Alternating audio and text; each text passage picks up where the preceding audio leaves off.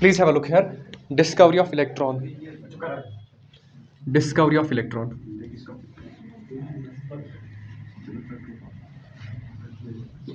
इसको बोलते हैं कैथोड रे एक्सपेरिमेंट.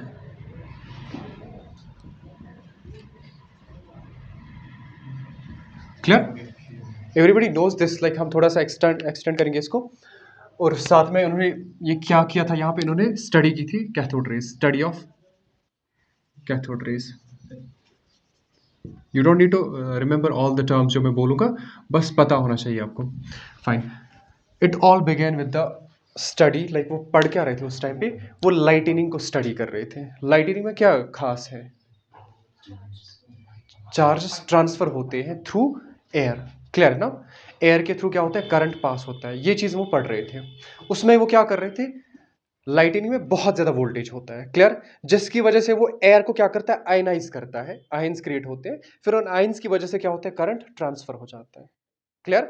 ये किसका केस है? जब लाइटनिंग चलता है. तो इसी को वो स्टडी कर रहे थे कि हम क्या एयर के थ्रू करंट पास कर पाएंगे, अगर कर पाएंगे तो किस वोल्टेज पे कर पाएंगे. ये सब चीज़ें चल रही थी. उसी के लिए उन्होंने ये सारा जो सेटअप है ना कैथोड रे एक्सपेरिमेंट, ये सेटअप उसी के लिए उन्होंने बनाया था. ठीक है ना? फाइन. जब वो ये चीजें स्टडी कर रहे थे तो थॉमसन जो था, जे थॉमसन, इन्होंने क्या किया? इन्होंने ही ऑब्जर्व की ये वाली रेस. ठीक. कौन सी रेस? Cathode rays. क्लियर? कैसे इन्होंने देखा?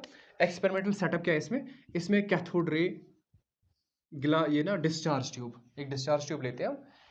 फाइन. इसमें 2 इलेक्ट्रोड्स फिट करके होते हैं और वो कनेक्ट करके होते हैं हाई वोल्टेज बैटरी के साथ. Around 10,000 volts. क्लियर ना? High voltage battery. हाँ जी.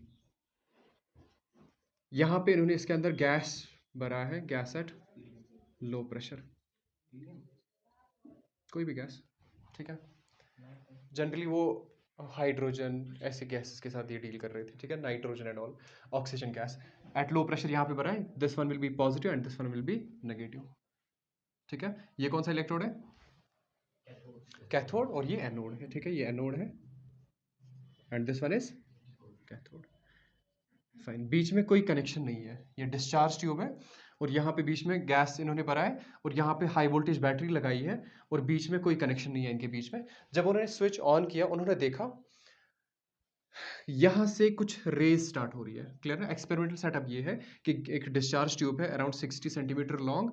वो उसमें 2 इलेक्ट्रोड्स फिट करके हैं और वो इलेक्ट्रोड्स किसके साथ कनेक्ट किया है उन्होंने?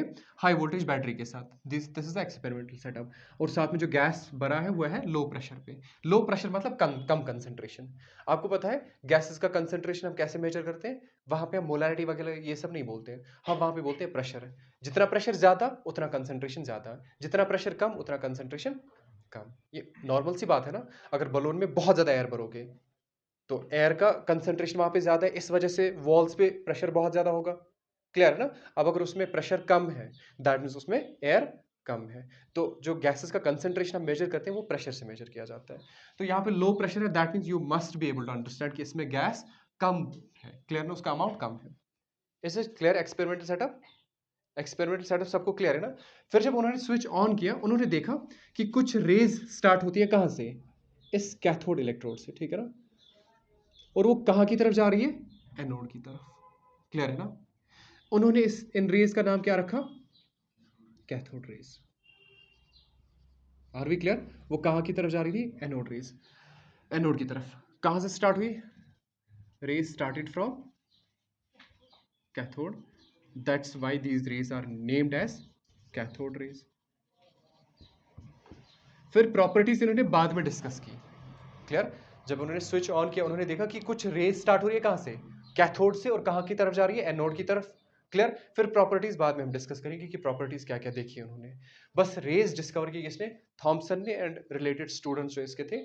उन्होंने देखा कि कुछ रेज जब आप ऑन करते हो हाई वोल्टेज बैटरी का स्विच, तो वहां पे क्या होता है? कैथोड से कुछ रेज स्टार्ट होती है. कहां की तरफ जाती है? एनोड की तरफ. इन रेज का नाम इन्होंने रखा कैथोड रेज. क्लियर? फिर बाद में इन्होंने देखा, बहुत सारी प्रॉपर्टीज डिस्कस करने के बाद उन्होंने देखा कि ये जो कैथोड रेज है इसमें पार्टिकल्स हैं. ठीक है. कैसे है, क्यों है, वो मैं बाद में डिस्कस करूंगा. इन पार्टिकल्स का नाम रखा गया electrons. Are we clear? Done. फिर इनका चार्ज देखा गया, मास देखा गया। This is the experimental setup. इतना लिखना है आपको। क्या लिखोगे in case you are asked study of cathode rays? पहले लिखोगे एक्सपेरिमेंटल सेटअप क्या था। एक डिस्चार्ज ट्यूब है 60 सेंटीमीटर लॉन्ग, ग्लास ट्यूब होता है ये, ठीक है ना, फिटेड विद 2 इलेक्ट्रोड्स, ठीक है, and connected to a high voltage battery, bracket में लिख सकते हो आप अराउंड 10,000 वोल्ट्स, ठीक है, and the discharge tube is filled with a gas at low pressure, ठीक है ना। उसके बाद वर्किंग में क्या लिखोगे? When the switch is turned on, it has been found that some rays start from the cathode electrode and move towards anode. These rays were named by the Thomson as cathode rays, and later on these rays were found to be containing the particles. These particles were named as electrons. Notes पे एक पूरा page लिख के है, detailed लिख के है। अगर आपको ये चीजें याद रही ना, ये जो मैंने बोला, revise the video, write down these 3 और 4 लाइंस, सफिशिएंट है। नोट्स पे पूरा पेज पड़ा है, लाइक पूरा डिटेल लिखा है क्या करना है, लेकिन सफिशिएंट कितना है जो मैंने यहाँ पे बोल दिया। But you are not able to write it because थोड़ा जल्दी जल्दी मैंने बोल दिया। इतना लिखना है आपको। मैं ये क्यों बोल रहा हूँ, क्योंकि जब आप नोट्स देखते हो ना, यू फील लाइक कि यहाँ पे तो बहुत ज़्यादा है, मैं क्या करूँ इनका, मुझे ये कहाँ से याद रहेगा। जो मैंने बोल दिया, राइट डाउन इतना ही। अब तो बेनिफिट है कि मैं रिकॉर्ड कर रहा हूँ, राइट डाउन माई वर्ड्स जो मैं बोल रहा हूँ, ऐसे ही लिखो, कॉमन लैंग्वेज में लिखो, कन्वर्ट करो खुद से। समझ आ रही है बात? क्योंकि नोट्स पे definitely you will be confused कि इतना सारा कहाँ से याद होगा। Like let me check, it's 38 page है, और 38 पेज सब पेज लिख के हैं। क्लियर है ना? सब पेज लिख के हैं तो कितना याद रखोगे आप? It's better to make short notes and write it in your own words. Better है वो। क्लियर है ना? Is this clear? Experimental setup. Now will move on to the properties of these cathode rays. Properties of, एक और चीज यहां पे हमने डिस्कस नहीं किया, ये जो रेस है ना, उनको कैसे पता चला कि रेस है? उनका एक कलर आता था, ग्रीन फ्लोरिसेंस, ठीक है ना, ग्रीनिश फ्लोरिसेंस क्रिएट होता है। फ्लोरिसेंस मतलब लाइट वहां पे दिखता है, किस कलर का? ग्रीनिश कलर का। क्लियर? जब वो हिट हो रहा था किसके ऊपर? इस ग्लास ट्यूब के ऊपर। यहाँ पे आप पीछे से जिंक सल्फाइड की कोटिंग भी कर सकते हो, उसके साथ जब वो हिट होता है वहां पे वो भी ग्लो करता है। क्लियर ना? स्क्रीन जिसको हम बोलते हैं। तो यहाँ पे क्या हो रहा था, ये रेज दिख रही थी इन the form of greenish florescence. तो ग्रीन लाइट वहां से दिखती है, this green light is nothing but cathode rays. It shows the presence of cathode raise. कहां से जनरेट हो रहे थे? कैथोड रेज से। क्लियर है ना? आप लोग जब आगे जाओगे, मे बी आप किसी पॉइंट पे ये एक्सपेरिमेंट करोगे, मैंने किया तो वहां पे ऐसे दिख जाता है ये properly, like rays start from this, there is a single faint green line जो स्टार्ट होता है कैथोड से and move towards anode. TV का जो सीन है ना, टीवी का जो एक्सपेरिमेंट है, लाइक सॉरी सीआरटी ट्यूब्स जो होते हैं हमारे पास, पुराने टीवीज, उनमें क्या होता था, अक्सर बोलते थे इसका पिक्चर ट्यूब एंड वो सब खराब हुआ है। वो वाले टीवी इसी बेसिस पे काम करते हैं, कैथोड रे ट्यूब्स होते हैं वो, उसमें भी यही होता है। आप कैथोड रे स्टार्ट करते थे, ऐसे स्क्रीन पे ड्रॉ करते थे वहां पे, ठीक है, यहां से ऐसे ड्रॉ करते थे वो इलेक्ट्रॉन्स को ऐसे। बट ये इतना फास्ट होता था कि आपको एक इमेज दिख जाती थी, लाइक एक सेकंड में वो पूरा फ्लैश करता था किस पे? टीवी पे। क्लियर है ना? जैसे आप लोगों ने देखा होगा, जब वो चैनल जाती थी उस पे वो व्हाइट और ब्लैक कलर के डॉट्स दिखते हैं। आप लोगों को नहीं पता होगा बट हमारे टाइम पे ऐसा होता था। आजकल तो वो ग्रीन स्क्रीन आता है, वो ब्लू स्क्रीन, ठीक है ना। तो ब्लू स्क्रीन के से पहले क्या होता था, वहां पे वो व्हाइट और ब्लैक कलर के डॉट्स आते थे। वो होता क्या था, वो यही इलेक्ट्रॉन्स हिट करते थे किसको? कैथोड रे को। क्लियर है ना? तो ये जो सेटअप है ये कैथोड रे ट्यूब्स में यूज होता है, कैथोड रे मॉनिटर्स में या कैथोड रे टीवीज में यूज होता है। Leave that for now. तो हम क्या डिस्कस कर रहे हैं? Properties of cathode raise. First property is very easy. These rays travel in straight line. These rays travel in straight line. Unless these are disturbed by some external field, otherwise they travel in straight lines. Second, these rays are made up of material particles. These rays contain material particles. मतलब इसमें particles हैं, contain particles. And these particles were later named as electrons. Are we clear? ठीक है। अच्छा, ये कैसे पता चला उनको कि पार्टिकल्स है इसमें? व्हाट दे डिड, उन्होंने बीच में एक फैन रखा, लाइक वो लाइट फैन होता है, एक स्पेसिफिक ये डिजाइन होता है। जब वो फैन उन्होंने बीच में रखा, तो लेट्स ड्रॉ दिस हियर। जब यहाँ पे आप फैन रखोगे तो रेज यहाँ से स्टार्ट आ रही है, स्टार्ट हो रही है, हिट कर रही है किसको? फैन के ब्लेड को। क्लियर? अगर इसमें पार्टिकल नहीं होता तो ये रे सीधे इसके थ्रू पास हो जाती, लेकिन since these rays are made up of particles, that's why these particles hit with the fan and fan starts rotating. Clear है ना? ये कहाँ से उनको पता चला कि इसमें पार्टिकल्स होते हैं? They put a paddle wheel, small fan in between these rays, and when these rays hit with this fan started rotating, this wheel started rotating. और उससे उन्होंने क्या डिड्यूस किया कि ये जो रेज है ये सिर्फ रेज नहीं है, इसमें पार्टिकल्स हैं. क्लियर? उन पार्टिकल्स का नाम क्या बोला गया? Electrons. Are we clear? Next, third, these rays produce heating effect. These rays produce heating effect. That means ये रेज जब इस ग्लास ट्यूब के साथ हिट करते हैं ये हीट अप हो जाता है. क्लियर? ये चीज़ें इनको कैसे पता चला कि ये रेज एनर्जेटिक होती है? जब इन्होंने ग्लास ट्यूब को टच किया ये हीट अप हो जाता है. क्लियर? किन की वजह से? इन्हीं रेज की वजह से. Are we clear? ठीक है. नेक्स्ट प्रॉपर्टी, इन रेज का चार्ज क्या है? क्या चार्ज होगा इनका? नेगेटिव. कैसे पता चला इनको? Let me tell you. when electric field is applied किस पे? इन रेज पे. applied on the rays. Electric field क्या होता है? Have a look here. हमारे पास यहाँ पे आप दो ये प्लेट्स रखोगे. ये पॉजिटिव प्लेट है, ये नेगेटिव प्लेट है. क्लियर है ना? तो ये रेज कहाँ की तरफ रिफ्लेक्ट करेंगे? पॉजिटिव या नेगेटिव? ये पॉजिटिव की तरफ डिफ्लेक्ट करेंगे. अगर ये पॉजिटिव की तरफ डिफ्लेक्ट कर रहे हैं तो इन पे चार्ज कौन सा होगा? नेगेटिव चार्ज होगा. Are we clear? तो हम यहाँ पे क्या लिख रहे हैं? When electric field is applied on these rays they deflect towards positive plate, towards positive plate of the electric field. Plate of electric field को ई से डिनोट किया जाता है. इससे क्या पता चलता है कि इन रेज का चार्ज क्या है? रेज का चार्ज क्या है? Is equal to negative. ये जो इतना एक्सपेरिमेंट उन्होंने किया उसके बाद उन्होंने क्या बोला कि वो डिफ्लेक्ट हो रहा है किसकी तरफ? पॉजिटिव की तरफ. दैट मींस इनका खुद का चार्ज क्या है? They contain negative charge. Are we clear? Done with this. Next, fifth लिखो. Because ionization of the gas. Let me write here. जो इसमें इन्होंने गैस यूज किया था ना, fourth fifth, these rays are energetic, so energetic they cause ionization of the gas. Ionization of the gas. Clear है ना? Current इसी वजह से चलता है. जब यहाँ से रेज बाहर आ रही है ना, वो नियर बाय गैस को क्या कर रहे हैं? आयनाइज कर रहे हैं. फिर उसके बाद नेक्स्ट सेट ऑफ पार्टिकल्स को आयनाइज कर रहे हैं. तो यहाँ से स्टार्ट हो रहा है. क्लियर? नियर बाय गैस को क्या कर रहे हैं? वो आयनाइज कर रहे हैं. क्लियर है ना?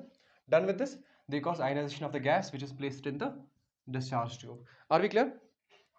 Next, they produce green fluorescence. ये भी हमने बोला. they produce, these rays produce green fluorescence. green fluorescence property gas की वजह से ये कैथोड, हाँ, कलर वाली प्रॉपर्टी गैस की वजह से जो इसमें है कि ये रेज की वजह से. देखो असल में क्या हो रहा है, कलर जनरली किस की वजह से प्रोड्यूस होता है? अब आपने पूछा, ये जो रेज होती है ना, ये बहुत ज्यादा एनर्जेटिक रेज होती है. ये जब हिट करते हैं ना गैस को, गैस के इलेक्ट्रॉन्स एक्साइट हो जाते हैं, मतलब वो एनर्जी एक्वायर करते हैं. कौन सी एनर्जी एक्वायर करते हैं? इन इलेक्ट्रॉन्स की एनर्जी एक्वायर करते हैं. उसके बाद आप लोग पढ़ोगे आगे, इसी चैप्टर में पढ़ना है हमें. उसके बाद जब ये एनर्जी ये एक्वायर करते हैं, कुछ टाइम के बाद ये एनर्जी रिलीज करते हैं. वो जो एनर्जी ये रिलीज करते हैं ना, वो आपको दिखता है in the form of light. Are we clear?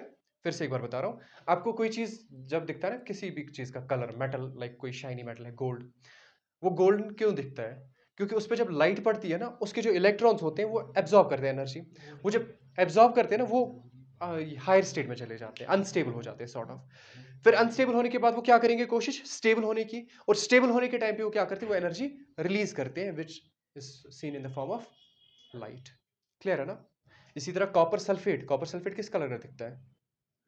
Blue colour का. ब्लू विट्रॉल बोला जाता है उसको. वो ब्लू क्यों दिखता है? क्योंकि जब उस पे लाइट पड़ती है ना, किस पे? कॉपर पे, पर्टिकुलरली सल्फेट का नहीं, कॉपर पे. सेम कहानी हो जाती है. कॉपर के इलेक्ट्रॉन्स करते हैं एक्सेप्ट ये लाइट को, वो अनस्टेबल हो जाते हैं. फिर उनको स्टेबल होने के लिए वो एनर्जी रिलीज करते हैं इन the form of light. Leave this light का कॉन्सेप्ट हियर. क्लियर? तो हम क्या पढ़ रहे हैं? They produce green fluorescence. कहां पे? जब वो हिट करते हैं किसके साथ? ग्लास ट्यूब के साथ या जिंक सल्फाइड के साथ. क्लियर? आपको शॉर्ट में याद रखना है, these rays produce green fluorescence. Then the last point is very very important. Please have a look here. Seventh point. यहां पे जो चार्ज बाय मास रेशियो होता है, चार्ज बाय मास रेशियो जो है, इट रिमेन्स अनइफेक्टेड, ठीक है ना। चार्ज में मास रेशियो जो होता है वो अनइफेक्टेड रहता है कि अगर आप यहाँ पे कोई भी गैस डालोगे ना, किसमें, डिस्चार्ज ट्यूब में, इससे कोई फर्क नहीं पड़ता है। तो आप लिखोगे चार्ज में मास रेशियो, आप इसको ऐसे E/m भी लिख सकते हो, remains unaffected, remains unaffected by the type of gas, by the gas present in discharge tube, present in discharge tube. What does that mean? यहाँ पे आपने हाइड्रोजन गैस रखा है, तो चार्ज में मास का वैल्यू सपोज E/m का वैल्यू सपोज 1000 आ रहा है, क्लियर है ना। उसके बाद आपने हाइड्रोजन को चेंज करके नाइट्रोजन वहां पे रखा, E/m के वैल्यू को कोई असर नहीं पड़ता है। क्यों? क्योंकि ये जो रेज है ना, ये कहां से स्टार्ट हो रहे हैं, कैथोड से। अगर ये गैस से स्टार्ट होता ना, तब जाके E/m का वैल्यू चेंज हो जाता। अगर कैथोड चेंज करेंगे, कैथोड चेंज करने के मतलब किसी और इलेक्ट्रोड चेंज करोगे, हम्म, फिर भी तो इलेक्ट्रॉन्स ही बाहर आ रहे हैं उससे भी। आप कोई भी कैथोड लो, इलेक्ट्रॉन्स बाहर आएंगे ना, तो इलेक्ट्रॉन्स का E/m चेंज होगा, इलेक्ट्रॉन्स का वही चार्ज रहेगा, वही मास रहेगा। Is that clear? आप देखोगे अभी एनोड रे एक्सपेरिमेंट में E/m सेम नहीं रहता, वो चेंज हो जाता है, क्लियर, क्योंकि वो पॉजिटिव बीच में गैस से आ जाते हैं, ठीक है, वो हम बाद में देखेंगे। Is that clear? अच्छा, इसका नाम कैथोड रे क्यों रखा है? क्योंकि ये इसका ओरिजिन है, कैथोड से ही स्टार्ट हो रहे हैं और कहाँ की तरफ जा रहे हैं, एनोड की तरफ। Are the properties clear? Anyone having any problem?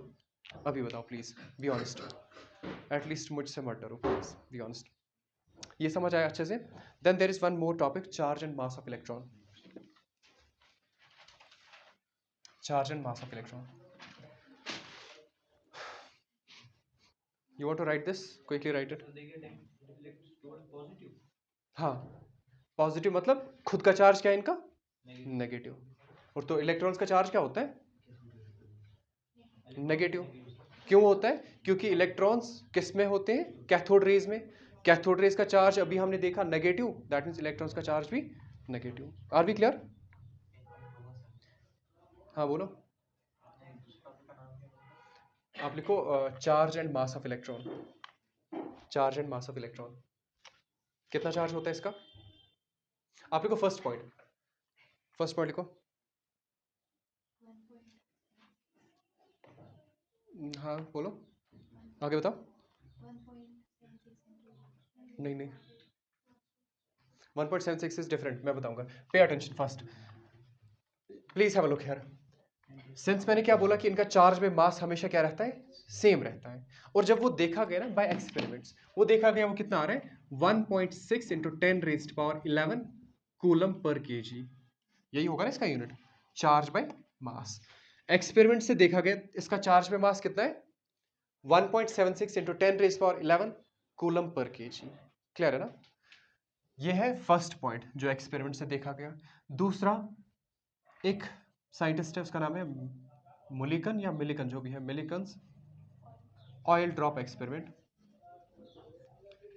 उसने क्या देखा अपने एक्सपेरिमेंट से, this is homework for you, Millikan's oil drop experiment, clear, ये पढ़ लेना, please do study this, everyone will study it. Millikan's oil drop experiment, उसने क्या देखा इससे, उन्होंने देखा कि चार्ज ऑफ इलेक्ट्रॉन कितना होता है,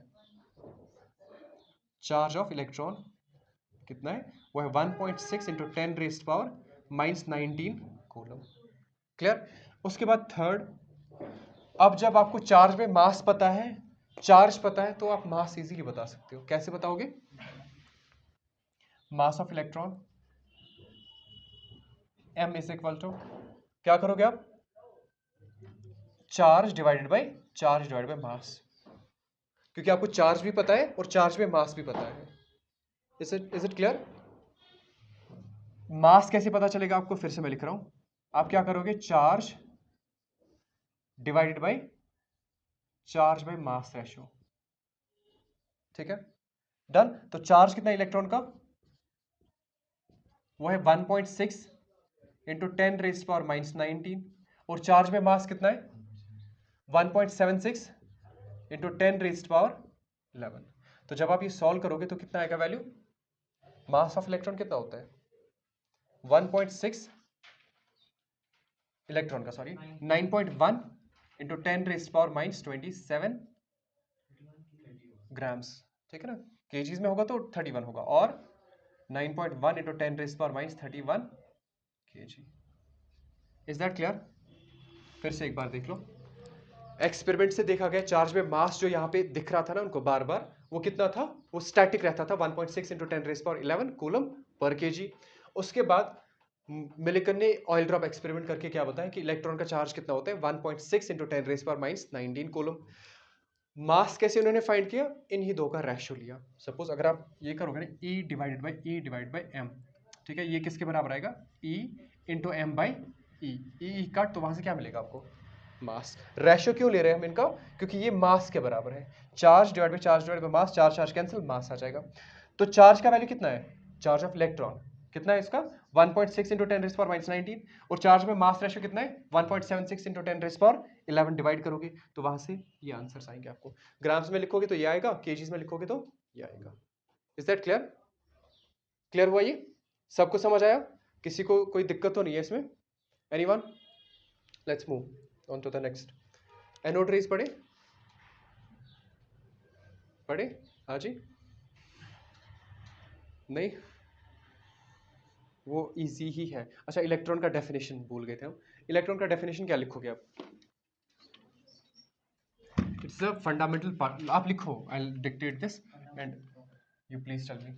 आपने लिखा ही है इलेक्ट्रॉन का डेफिनेशन, लिखा है, क्या है?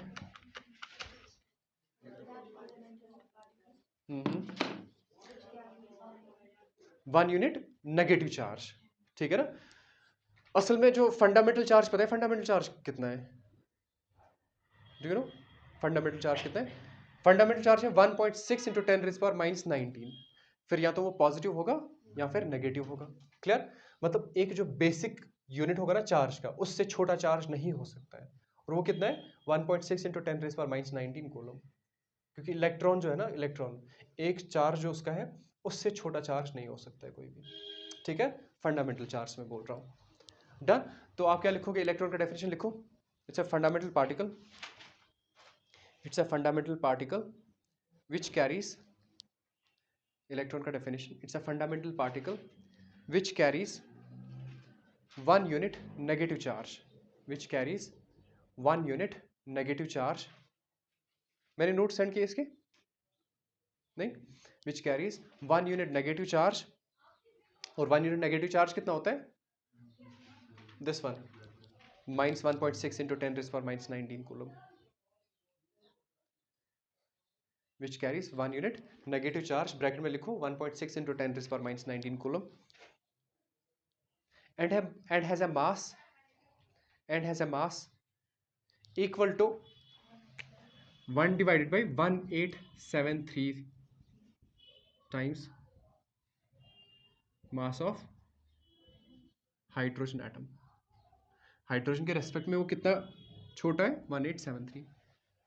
मैंने जो ये बोला, हाँ ले लो, क्या लिखोगे कार्बन 12 के रेस्पेक्ट में, it will be very very minute quantity. हाँ जी,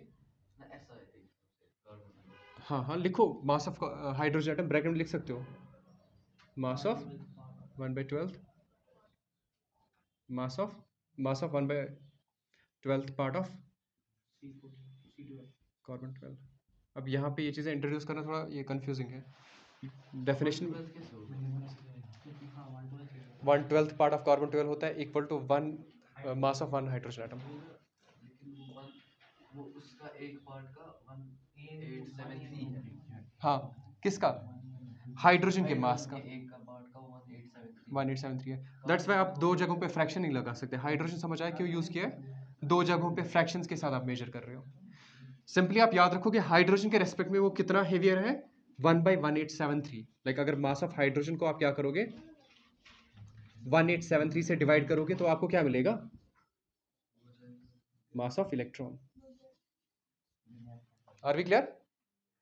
this is the mass of electron. Like mass of electron क्या होगा, mass of hydrogen divided by 1873। तय गया ये? Suppose if you are asked to solve this, to prove this, क्या करोगे, you will put the mass of hydrogen, कितना होता है मास ऑफ हाइड्रोजन, 1 1 ठीक है, 1U है लेकिन वो 1873। तो उसके बाद क्या करोगे, 1.6 इंटू 10⁻⁻24 डिवाइड बाई 1873। जब आप यहाँ से सॉल्व करोगे ना, आंसर क्या आना चाहिए, मास of electron. Mass of electron कितना है, 9.1 इंटू 10⁻⁻27 ग्राम्स। ये समझ आया? फिर से एक बार मैं बता रहा हूँ, मास ऑफ इलेक्ट्रॉन जो होता है वो किसके बराबर होता है, जब आप मास ऑफ हाइड्रोजन को क्या डिवाइड करोगे, 1873। क्लियर है ना? वही मैंने यहाँ पे किया, मास ऑफ इलेक्ट्रॉन, ये मत लिखो मास ऑफ 1/12 जो भी लिखा है, यहाँ पे हाइड्रोजन के रेस्पेक्ट में हम मेजर कर रहे हैं इलेक्ट्रॉन का मास। तो मास ऑफ इलेक्ट्रॉन किसके बराबर होगा, mass of hydrogen divide by 1873। तो यहाँ पे मास ऑफ हाइड्रोजन कितना होता है, 1U, but since we are writing it in grams, तो 1U किसके बराबर होता है, 1.6 इंटू 10⁻⁻24 ग्राम्स डिवाइड बाई 1873। तो वहां से ये आएगा आपका वैल्यू। Is this clear? समझ आया ये? चलो एनोड रेस कल पढ़ेंगे। Is this clear? कोई है जिसको डाउट है? बाकी हम एनोड रेस कल पढ़ेंगे, ज़्यादा हो गया। तो किस बजे आऊँ मैं?